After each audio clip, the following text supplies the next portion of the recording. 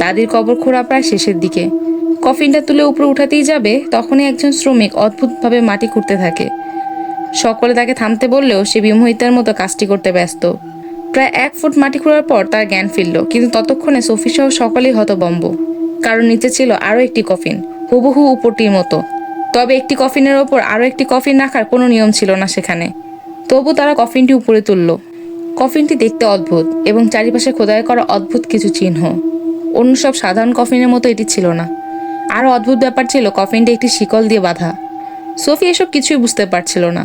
কবরস্থান কর্মকর্তা নতুন হওয়ায় তাদেরও এসব জানা ছিল না।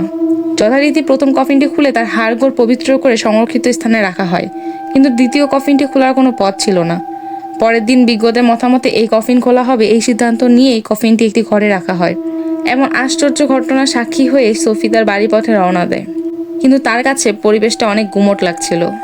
যাওয়ার পথে 2বার অ্যাক্সিডেন্ট হতে হতে সে বেঁচে ফিরেছে। সারাদিনে ক্লান্ততার কারণে এমন হয়েছে ভেবে সে বিষয়গুলো উড়িয়ে দেয়। অপরদিকে আমরা দেখতে পারি কবরস্থানের পাহারাদার সন্নিহিতের মতো কফিনটা ভাঙার আপ্রাণ চেষ্টা করছে।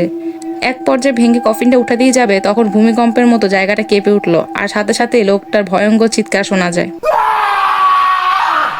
সকালে কবরস্থানে এসে সে যা দেখলো তা বিশ্বাস সে করতে পারছে না। কফিনটা খোলা এবং পাহারাদারের নিথর দেহ পড়ে আছে। পরের অংশ চাইলে কমেন্টে জানান।